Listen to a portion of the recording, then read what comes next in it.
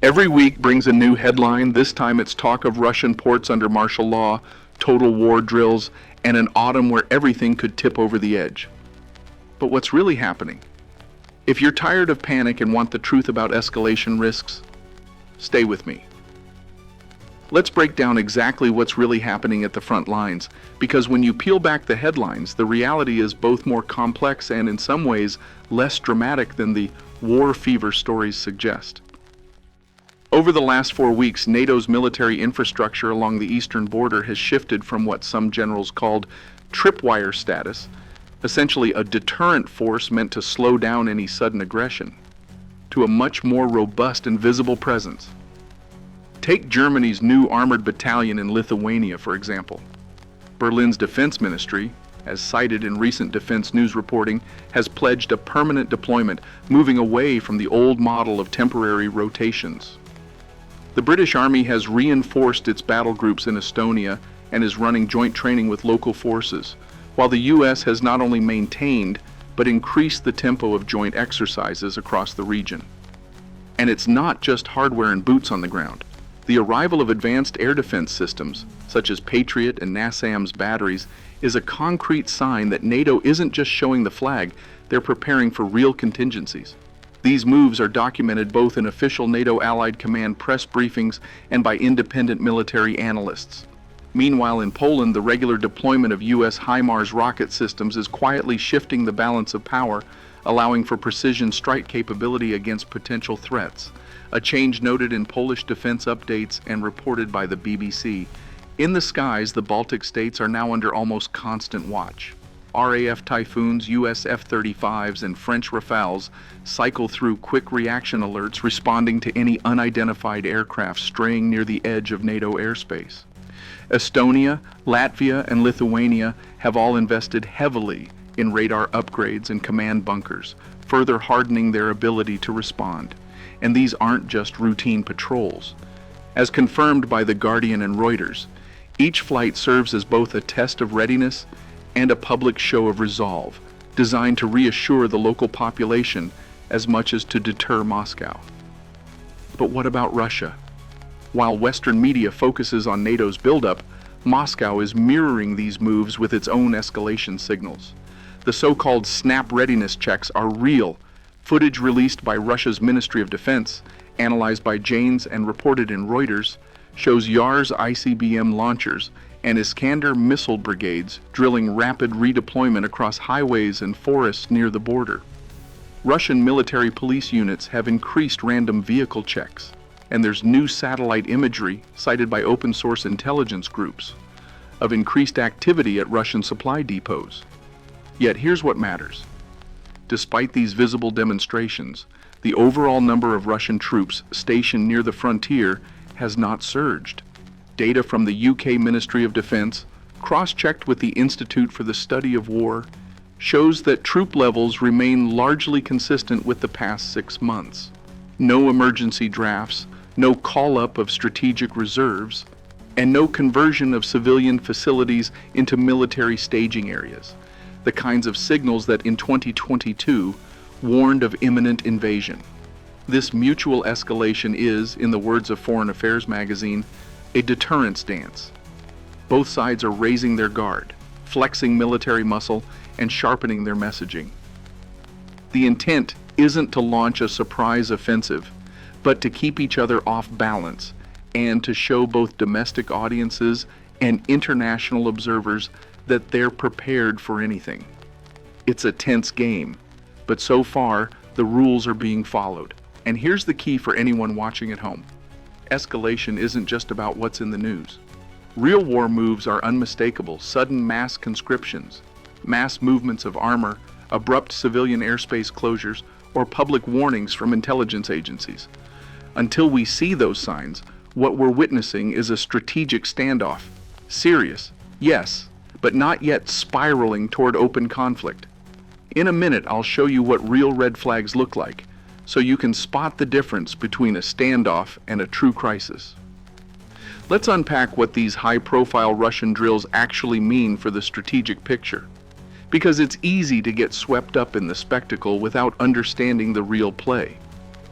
when the Russian Defense Ministry goes out of its way to publicize exercises with the RS-24 Yars intercontinental ballistic missile, a weapon capable of carrying multiple warheads across continents.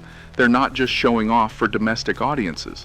This time, as noted by United 24 Media and confirmed by Reuters and BBC News, the Kremlin went further than usual. They gave advance notice, let the cameras roll, and even provided footage of the missile convoys weaving through cities and forests. This isn't accidental. It's part of an information campaign aimed squarely at Western policymakers and analysts. Why the show? According to defense experts at the Diplomat and the Center for Strategic and International Studies, the Yars isn't an outdated Cold War relic. It's at the core of Russia's survivable deterrence doctrine, a mobile force that's specifically designed to withstand a first strike and retaliate. Unlike silo-based missiles, which are relatively easy for satellites to spot and target, these roadmobile launchers can disappear into Russia's vast forests or relocate within hours, making them much harder to neutralize in a crisis. So every time these units conduct a rapid redeployment drill, they're rehearsing the ultimate insurance policy, the ability to respond under any circumstances. But here's what's often missed in the headlines. The real purpose of these drills isn't to prepare for imminent war, but to reinforce the credibility of Russia's deterrent, reminding NATO that any attempt to threaten Moscow's core interests could trigger a response no one wants. This is classic signaling, a psychological chess game that's as old as the nuclear era itself. Western military analysts, from BBC News to Defense One, point out that almost no serious observer believes Russia is planning a first strike. Instead, these exercises are about shaping perceptions, keeping adversaries guessing, sowing doubt, and demonstrating resolve to both domestic and international audiences. For Russia, it's also a way to keep its own population attuned to the narrative of encirclement and existential threat, reinforcing the idea that the nation is always ready to defend itself. Meanwhile, NATO isn't just a passive observer. In direct response to these drills, the alliance has increased the visibility of its own missile defenses, Patriot and Aegis Ashore systems in Poland and Romania, new air defense drills in the Baltic states, and high-profile military visits from U.S. generals and defense ministers. All of this is part of the messaging war, designed to reassure nervous allies while warning Moscow not to miscalculate. The real risk here, as highlighted by Michael Kaufman at the Carnegie Endowment for International Peace, is not a deliberate nuclear attack, but a dangerous feedback loop of misreading the other side's intentions. Every exercise, every headline, raises the possibility that an accident, a misstep, or a misunderstanding could spiral into something bigger. It's a high-wire act, but one that's played out before, and so far, both sides seem to be sticking to the script. In a moment, I'll show how this interplay of drills and signals sets the stage for the information war that's running parallel to the military standoff. Let's dive into the engine room of today's geopolitical anxiety, the information war. Every time a headline about martial law in Russian ports or imminent NATO intervention goes viral, you're witnessing a battle of narratives as intense as anything happening on the ground. Here's the reality. Both sides, whether it's Moscow or Washington, Western media or Russian state TV, are constantly trying to seize control of the story. The reason? Perception is power. In an era where millions scroll through updates in real time, the side that frames events first often wins the first round of influence, and that can shape everything from political decisions to public morale. Take the example of recent stories about Russia's so-called martial law at key ports. If you read the source documents and reliable reports like those cited by the Institute for the Study of War and the Financial Times, you'll see that what's actually happening is a ramp-up in security, more checkpoints, new access protocols, and sometimes stricter controls on cargo and personnel movement, especially in places like Murmansk and Novorossiysk. But in the global game of headlines, port security checks just doesn't have the same impact as martial law. That phrase is chosen for a reason. It jolts the audience, creates anxiety, and keeps the story circulating on social and traditional media. This isn't accidental. It's the weaponization of language for maximum effect. Why does it matter? Because in every modern conflict, the information domain is just as critical as tanks or missiles. The headlines you read shape the fears and expectations of ordinary people, but also the calculus of leaders in Berlin, Washington, Moscow, and Brussels. Every viral rumor, every exaggerated claim can tip the scales, sometimes pushing politicians to act, other times giving generals cover to ramp up or de-escalate operations. Even the most well-informed viewers aren't immune. Repeated messages of crisis or threat can slowly wear down resilience, making societies more reactive and less thoughtful. There's another layer too. Panic is profitable. Sensationalism drives clicks, ratings, and ad revenue for media outlets on every side. So ask yourself, who's winning when a story creates mass anxiety? Usually it's not just about truth or falsehood, but about strategic advantage. The lesson for anyone trying to stay informed is to always dig deeper, question the source, and remember that in the age of hybrid warfare, information itself is both shield and sword. And just ahead, I'll show you which signals actually matter for tracking real escalation, because knowing where to look is the best way to stay ahead of the hype. If you want to see past the noise and spot what really matters, you need to train your eyes for the subtle but unmistakable shifts that precede any true escalation. Here's how to think like a crisis analyst. First, forget the dramatic headlines and look for logistical moves that are simply too big to hide. It's not just about seeing more tanks on the highways or an uptick in flights. It's about patterns, entire brigades or support units suddenly redeploying, especially at odd hours or along routes that lead directly to key borders.